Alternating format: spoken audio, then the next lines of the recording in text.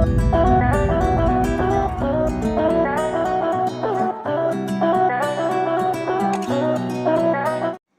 Morning students, आज हम लोग टॉपिक डिस्कस करेंगे कंजम्पशन फंक्शन। कंजम्पशन फंक्शन का आपको बताया कि सबसे पहले आप ये जानिए कंजम्पशन फंक्शन का कि ये है क्या। देखिए, आपको पता है कि हाउस होल्ड का एक्सपेंडिचर होता है, हाउस होल्ड कंजम्पशन एक्सपेंडिचर होता है कि जो हाउस होल्ड जो फैमिलीज होती हैं उनका जो एक्सपेंडिचर है उसको क्या बोलते हैं, कंजम्पशन एक्सपेंडिचर। आपको मैंने पहले बताया। तो हाउस होल्ड कंजम्पशन एक्सपेंडिचर मतलब कि सी, आप लोगों ने पहले पढ़ाई करा, मैंने बताया था आपको। हाउस होल्ड कंजम्पशन एक्सपेंडिचर सी कि क्या है, आपका बहुत ही इंपॉर्टेंट फैक्टर है एग्रीगेट डिमांड के लिए। एग्रीगेट डिमांड का ये बहुत ही इंपॉर्टेंट, ये बहुत ही महत्वपूर्ण कंपोनेंट पार्ट है एग्रीगेट डिमांड का। ठीक है, तो इसकी जो स्टडी है एग्रीगेट डिमांड, इसकी जो स्टडी है it is directly related with the income.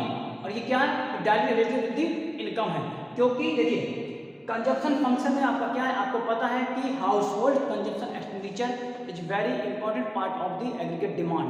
Aggregate demand का वो बहुत ही इंपॉर्टेंट पार्ट है। और ये आपका कंजम्पशन एक्सपेंडिचर जो है वो directly related with the income of the consumers या income of the householders. Household की जो इनकम है उससे डायरेक्टली रिलेटेड होता है। तो मतलब है consumption is directly related with the income. Consumption is directly related with the income. कैसे रिलेटेड होती है कि अगर इनकम इंक्रीज हो रही है, अगर इनकम इंक्रीज हो रही है तो कंजम्पशन भी इंक्रीज होता है। अगर इनकम डिक्रीज हो रही है तो कंजम्पशन भी डिक्रीज हो जाता है। आपको ये पता है, शायद आप लोग भी जानते हैं कि अगर आप लोगों की इनकम, मान लीजिए आपकी फैमिली की इनकम है, अगर उसको बढ़ा दिया जाए तो आपके एक्सपेंडिचर बढ़ जाएंगे, अगर उनकी घटा दिया जाए तो आपके एक्सपेंडिचर कम हो जाएंगे। एक लेवल तक कम होंगे, टोटली कम नहीं होंगे। तो यहाँ यही चीज़ है कि जब आप स्टडी करते हैं, आप फंक्शनल रिलेशनशिप को निकालते हैं, अलजेब्रिक रिलेशनशिप को कैलकुलेट करते हैं, आप स्टडी करते हैं सी और वाई के बीच की। जब सी और वाई के बीच की क्या रिलेशनशिप है, जब इसको कैलकुलेट किया जाता है तब इसको बोलते हैं कंजम्पशन फंक्शन। ठीक है, मतलब है कि study between consumption and income is known as consumption function. Okay, is known as consumption. ठीक है, तो आप देख लीजिए हाउस होल्ड कंजम्पशन एक्सपेंडिचर एक बहुत ही इंपॉर्टेंट पार्ट होता है एग्रीगेट डिमांड का। साथ ही साथ आपको पता है कि जो आपका कंजम्पशन एक्सपेंडिचर है वो टोटली रिलेटेड विद द होता है, directly related with the income. Income से वो डायरेक्टली रिलेटेड होता है कि इनकम अगर हायर है तो कंजम्पशन हायर होगा, इनकम अगर लोअर है तो कंजम्पशन भी लोअर होगा। फिर आप functional relationship between consumption and income is called consumption expenditure, consumption function. जब आप कंजम्पशन और इनकम के बीच की रिलेशनशिप को कैलकुलेट करते हैं तो उसको बोलते हैं कंजम्पशन फंक्शन। ठीक है, साथ ही साथ आपका ये जो रिलेशनशिप है कंजम्पशन फंक्शन है, ये आपका ये दिखाता है, ये शो करता है, ये ट्रेंड करता है, ये बताता है कि हाउस होल्ड के जो कंजम्पशन है वो कितने डिपेंड है, वो किस तरह से बिहेवियर कर रहे हैं इनकम के साथ। मतलब कि इनकम पे चेंज होने की वजह से जो इनका एक्सपेंडिचर है, जो इनका कंजम्पशन का एक्सपेंडिचर है वो किस तरीके से चेंजेस हो रहा है, वो ये दो करते हैं। तो मतलब कंजम्पशन फंक्शन जो है आपका ये शो करता है कि एक इकोनॉमी में एग्रीगेट डिमांड के अंदर जो कंपोनेंट्स होता है household expenditure, consumption expenditure C, वो सी कितना चेंजेस हो रहा है बिकॉज ऑफ वाई, वाई की वजह से कितना वो चेंजेस आ रहा है। ठीक है, तो वो आपको ये दिखाता है। ठीक है, जब कंजम्पशन फंक्शन की स्टडी की गई बहुत सारे इकोनॉमिस्ट के द्वारा, ठीक है, उन्होंने बहुत सारे पॉइंट्स के जो स्टडी की तो उसमें से कुछ पॉइंट्स उनके निकल के आते हैं। वैसे मैं ये पॉइंट्स आपको ऑलरेडी बता चुका हूँ। ठीक है, ये पॉइंट्स मैं आपको फिर से बता देता हूँ कि कुछ पॉइंट्स ऐसे निकल के आए स्टडी में कि जो आपको यहाँ बता रहा हूँ कि जब भी इनकम और आपका कंजम्पशन का जब स्टडी की जाती है तो एक पहली सिचुएशन ऐसी होती है जहाँ पे आपका कंजम्पशन आपका होता ही होता है, कंजम्पशन आपका पॉजिटिव होता ही होता है, बट वाई आपकी जीरो होती है, वाई आपकी जीरो होती है। पहली सिचुएशन ऐसी होती है कि जहाँ पे आपका कंजम्पशन होगा ही होगा बट आपकी वाई जीरो होगी। यहाँ पे इसको बोला जाता है नेगेटिव सेविंग, क्योंकि यहाँ पे आपकी सेविंग बिल्कुल भी नहीं हो रही है, नेगेटिव में जा रही है, क्योंकि आपके पास पैसा नहीं है फिर भी आप खर्चा कर रहे हैं, मतलब क्या है, सेविंग नेगेटिव जा रही है, आपकी सेविंग हो ही नहीं रही है, तो इसको बोला जाता है सेविंग नेगेटिव। ठीक है, ऑटोनोमस। ठीक है, तो मतलब है कि पहली सिचुएशन ऐसी होती है जहाँ पे आपका कंजम्पशन का जो एक्सपेंडिचर है जहाँ पे आपका कंजप्शन एक्सपेंडिचर है वहाँ पे आपका इनकम जीरो है। मतलब कि इनिशियल स्टेज ऐसी होती है जहाँ पे आपका कंजप्शन तो आपका होता है, आप खर्चे तो करते हैं, एक्सपेंडिचर तो करते हैं, बट आपके पास इनकम नहीं होती है। वहाँ पर उसको बोला जाता है नेगेटिव सेविंग या फिर ऑटोनोमस कंजप्शन। ऑटोनोमस कंजप्शन मतलब है वहाँ पे आप बिना इनकम के आप कंजप्शन कर रहे हैं, बिना इनकम के कंजप्शन पे खर्चे कर रहे हैं। दूसरा आपका है C is positively related with the Y. C is positively related with Y मतलब इनकम। C जो है वो वाई के साथ पॉजिटिव रिलेटेड होती है, पॉजिटिव रिलेशनशिप रखती है।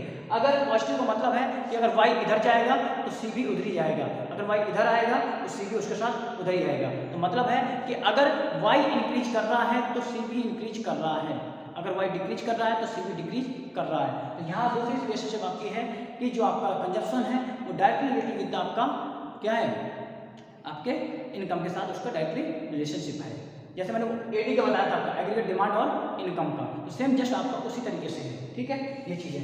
थर्ड पॉइंट आपका ऐसा आता है जहाँ पे आपका जो आपकी कंजप्शन है वो आपका बढ़ता तो है बट उतना लेवल से नहीं बढ़ता है क्योंकि इनकम आपकी यहाँ पे ज़्यादा होने लगती है। यहाँ पे इनकम आपकी ज़्यादा रेट से बढ़ने लगती है और कंजप्शन आपका कम होने लगता है।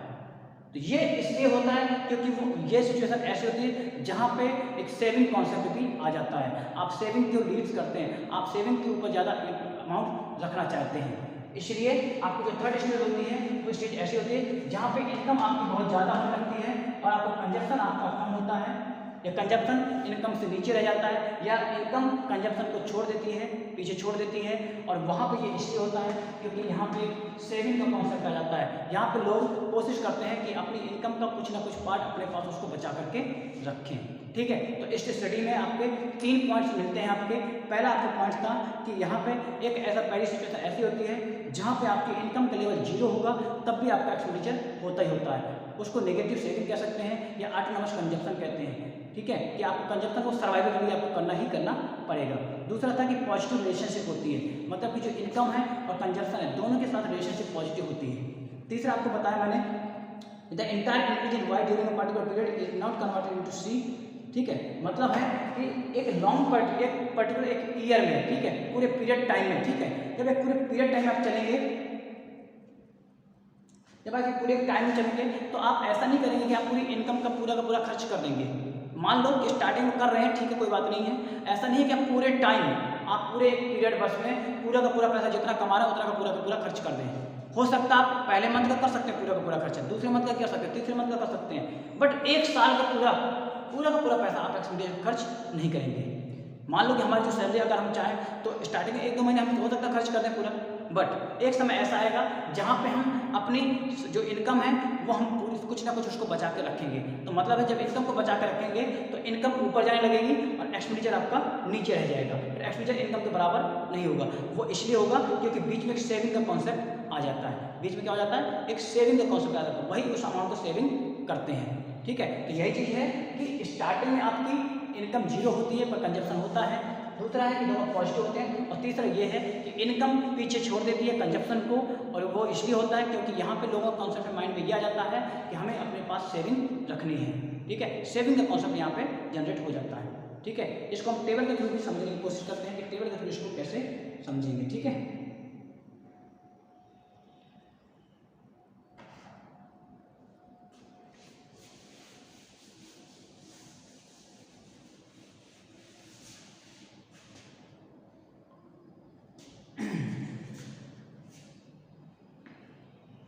एक तरफ सी लिख लीजिए, एक तरफ वाई लिख लीजिए।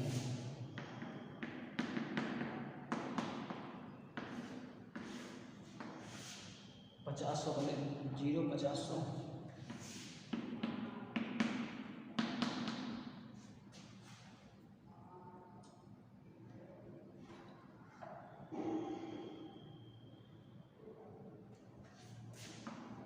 20 60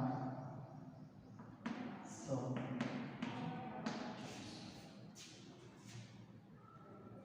20 60 100 140। ठीक है, ये आपका बन गया। अब देखिए ये आपकी टेबल कंजप्शन फंक्शन की, जो कि आपका ये शो कर रहा है कि functional relationship between Y and C, Y और सी के साथ क्या रिलेशनशिप है। तो आप इसमें देखिएगा, मैं बता रहा हूँ। एक सिचुएशन पहले ऐसी है जहां पे आपका इनकम आपका 0 है बट फिर भी सी आपका है, सी आपका आपके इकोनॉमी में सी है, मतलब एक्सपेंडिचर आपका है। ये इसलिए होता है क्योंकि यहाँ पे लोगों को अपने सर्वाइवल के लिए कुछ ना कुछ खर्च करना ही करना पड़ता है, चाहे उसके पास पैसा हो या ना हो। जीने के लिए खाना, 2 वक्त की रोटी तो चाहिए होंगी, वो आपके इनकम हो या ना हो, आपको वो जहाँ से लाना है उधार लेके आइए, आप कुछ भी कीजिए, अपने घर की एसेट बेचिए, पर आपको वो करना ही करना पड़ेगा एक्सपेंडिचर, ठीक है। इसलिए एक हमेशा सोसाइटी की सिचुएशन होती है कि एक सिचुएशन ऐसी होती है जहाँ पे आपकी इनकम के लेवल 0 भी हो जाएगा तब भी आप एक्सपेंडिचर करेंगे ही करेंगे। वो इसलिए करते हैं क्योंकि यहाँ पे आपका क्या होता है, सर्वाइवल के लिए आपको करना ही करना पड़ेगा। यहाँ पे सर्वाइवल का भी होता है, इसीलिए इसको एक चीज़ और भी बोलते हैं, इसको निगेटिव सेविंग भी बोलते हैं, निगेटिव सेविंग, क्योंकि यहाँ पे इनकम है ही नहीं है तो आप बचाएंगे क्या, जब बचा नहीं पा रहे हैं और जो बचा हुआ रखा है उसको भी आप खर्च कर दे रहे हैं, क्योंकि पैसा तो है नहीं है तो अब ये खरीद के कहाँ से लाएंगे, तो जो बचा हुआ आपके पास रखा है, जो आपके घर की संपत्तियां हैं, आप उनको बेच के ला रहे हैं, तो यही चीज़ है, इसको नेगेटिव सेविंग बोलते हैं। और ये because of survival, autonomous consumption, मतलब कि ये आपको नॉर्मली आपको करना ही करना है, इसको आप डिनाई नहीं कर सकते। फिर इसके बाद जब आगे बढ़ेंगे तो देखिए जैसे ही हमारी इनकम का लेवल बढ़ा, जैसे हमारी इनकम का लेवल बढ़ रहा है, 0 से 50 पहुंचा, हमने तुरंत अपना एक्सपेंडिचर भी बढ़ा दिया, हमने अपना तुरंत एक्सपेंडिचर भी बढ़ा दिया, हमने तुरंत अपना खर्चा बढ़ा दिया और 60 तक पहुंचा दिए। अब मान लो यही चीज़ है, इस सैलरी हमारी बढ़ी, अब 50 रुपये सैलरी हो गई है, हमने तुरंत अपना खर्चा और बढ़ा दिया, हमने और भी खर्चा बढ़ा दिया, मतलब चलो 50 रुपये है, 50 रुपये खर्चा और लगा दो इसमें खर्चा करने में, अब 60 रुपये खर्चा कर दिया। जब 60 रुपये अब हो गया खर्चा, अब हमारा और इनकम बढ़ गई, 50 रुपये और इनकम बढ़ गई, अब हमारे 100 रुपये आने लगे हमारे पास। जब 100 रुपये आने लगे तो हमने और खर्चा किया और हमने सोचा चलो 100 का 100 पूरा का पूरा खर्चा कर दो, पूरा का पूरा खर्चा कर दो, और हमने 100 रुपये के बराबर पूरा का पूरा एक्सपेंडिचर हमने स्टार्ट कर दिया।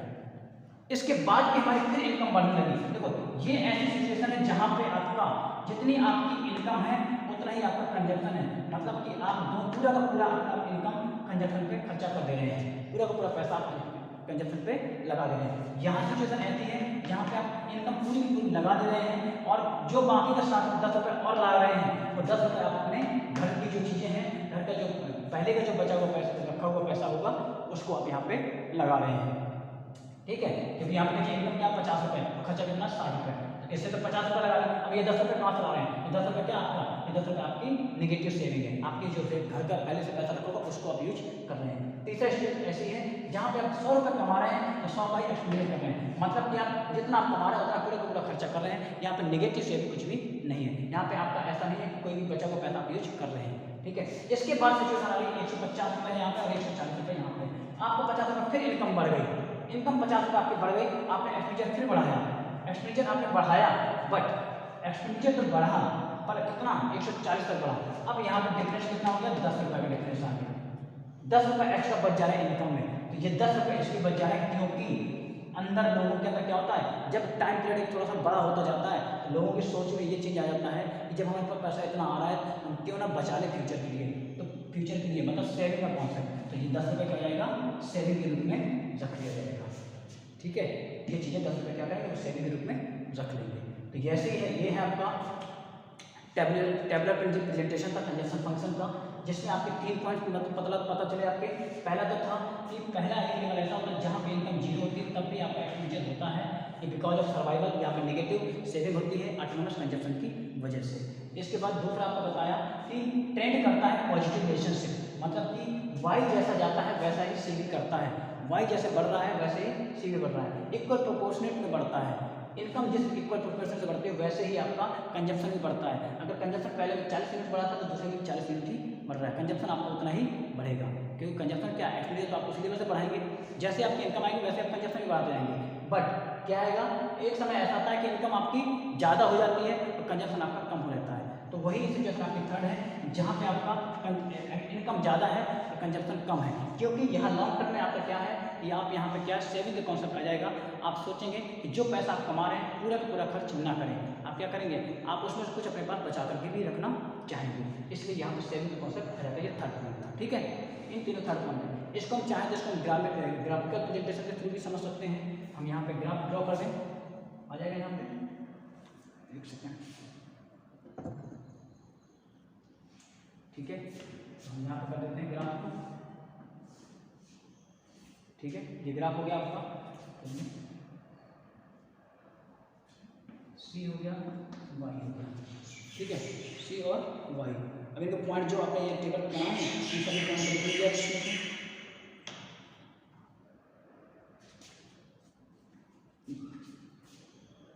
ये टेबलर प्रेजेंटेशन था और ये आपका डायग्रामेटिक प्रेजेंटेशन 11th क्लास में हमने पढ़ा था, ठीक है। सी है और ये वाई है। सी कितना कितना 20 है, 60 है, देखते हैं इसको लिख लेते हैं यहाँ पे, कितना कितना कर लेंगे इसको, 20-20 लेके चलें, 20-20 लेके चलेंगे तो कितना 7 पॉइंट बनेंगे, और अगर 40-40 लेके चलते तो कितने बनेंगे, चलिए कर लेते हैं क्या है, 20, 40, 60, 80, 100, 120, 150, ओके। इधर का आपका क्या 50-100 है, इधर सीखे 50, 100, 150, ठीक है। चलिए पहले में क्या है, इनकम 0 है और कंजप्शन 20 है।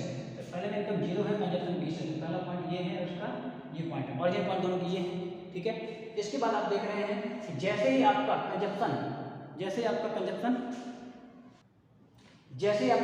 बढ़ रहा है, कितना 20 से 60 पहुंच गया, मतलब है कि कंजप्शन की लाइन 60 हो गई, तब आपका इनकम क्या 50 है, मतलब है कि इनकम जब 50 हो रही है आपका, तब कंजप्शन 60 हो रहा है, आपका दूसरा पॉइंट यहाँ पे बनेगा, ठीक है। तो अब देखिए जब आप इसकी लाइन लेंगे आप वाई की, ठीक है, तो वाई की लाइन तो आपकी होती है 45 डिग्री पे, ठीक है, वाई की लाइन पे 45 डिग्री पे। जब आप कंजप्शन की लाइन निकालेंगे तो पहला पॉइंट 20 में बनेगा, फिर दूसरा आपका 60 के सामने बनेगा,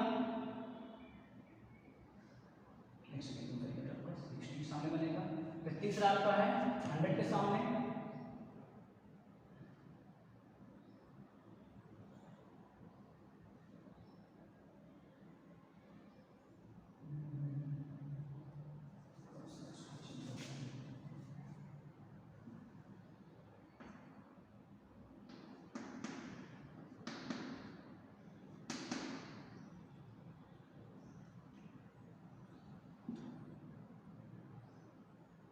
पहला 0 से 20 हो गया, उसके बाद 50 60 तक, ठीक है, 100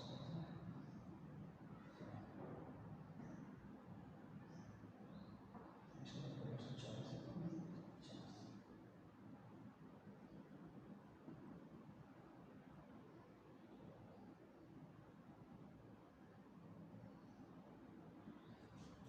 ठीक है। तो अब आपका जब ये ग्राफ बनाएंगे तो आप एक ग्राफ इसको बना सकते हैं,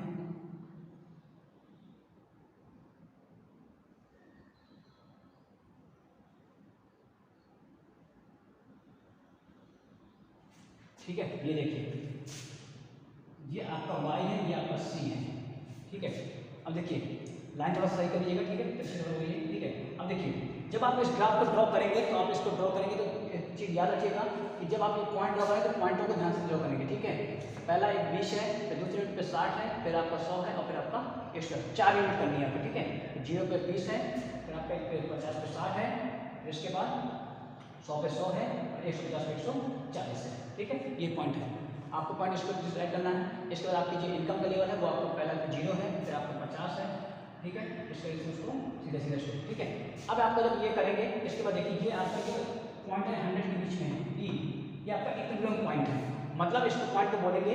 अब देखिए यहाँ पर पहले में क्या है कि जब आपकी इनकम 0 है, इसमें से लिमिट्स क्या होगा कि पहला स्टेज ऐसी है कि जब आपकी इनकम 0 है तब भी आपकी सेविंग वो एक्सपेंडिचर क्या है 20 का है। तो पहले कंडीशन यही बताता है डायग्रामेटिक वे की कि जब आपकी जितना एक्सपेंडिचर हो रहा है आपका इनकम 0 भी होगा तब भी आपका एक्सपेंडिचर होगा ही होगा।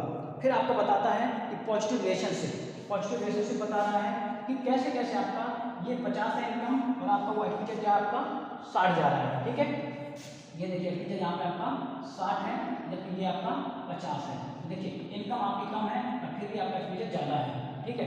इसके बाद फिर क्या है इनकम आपकी बराबर है, इनकम आपकी 100 के बराबर है, यहाँ पे एक्सपेंडिचर और इनकम दोनों ही बराबर है। तो फिर लास्ट पॉइंट पे क्या है कि जब आपका 150 पॉइंट आ रहा है तो इनकम तो 150 है, आपका कंजम्पशन वो आपका 140 है, ठीक है। तो ऐसी सिचुएशन आपकी क्रिएट होती है। तीनों सिचुएशन ये डायग्रामेटिक भी है आपका, आप इसमें से भी दिखा सकते हैं, ठीक है, कि आपका पहला सिचुएशन 20 वाला है, फिर ये 60 पहुँच जाए, ये ज़्यादा एक्सपेंडिचर पर इनकम कम है, फिर यहाँ दोनों बराबर है, उसके बाद ये है, ठीक है। तो इस तरीके से आप कंजप्शन फंक्शन को निकालेंगे, ठीक है। बस याद रखिए कि तीनों सिचुएशन एक ही हैं। आप डायग्रामेटिक दिखाइए, आप इसके तरीके से दिखाइए, ठीक है। कल हम आपको बताएंगे कि इसका स्लोप क्यों ऐसा जा रहा है, ये आपके स्लोप ऐसे क्यों आ रहे हैं, ठीक है। क्यों ये स्टार्टिंग में आपका कंजप्शन ऊपर होता है, y 0 है, यहाँ पर नीचे है वो ऊपर क्यों है, ठीक है। ये आपको बताएंगे हम मार्जिन प्रॉफिटेबिलिटी के तरीके से y की, ठीक है, कि y भी जितना चेंज हो रहा है वो जितना c में चेंज हो रहा है। आपको याद होगा मैंने आपको बहुत बताया था, चेंज इन डिमांड वाला सब चीज़ें बताई थी मैंने वहाँ पे, कर्व का बताया था आपको कि ये कर्व आपका कर्व का ये स्लोप ऐसा क्यों होता है। तो स्लोप मैं भी बताऊंगा कि इसका स्लोप आपका ऐसा क्यों है, ठीक है। ये आपको कल की क्लास में बताएंगे। अभी आपको ये की सिचुएशन है कि पहले सिचुएशन ये है, फिर आपका ये एक्सपेंडिचर बड़ा है पर इनकम कम है, फिर यहाँ पे इक्वल है, यहाँ पे आपका एक्सपेंडिचर कम है और इनकम ज़्यादा है। इतना जो अमाउंट ये बच रहा है, इतना जो बच रहा है अमाउंट, यही आपका क्या है, सेविंग है, ठीक है। तो आप इन चीज़ों को पढ़िएगा, फिर जो डाउट होगा आप हमसे पूछिए, ओके।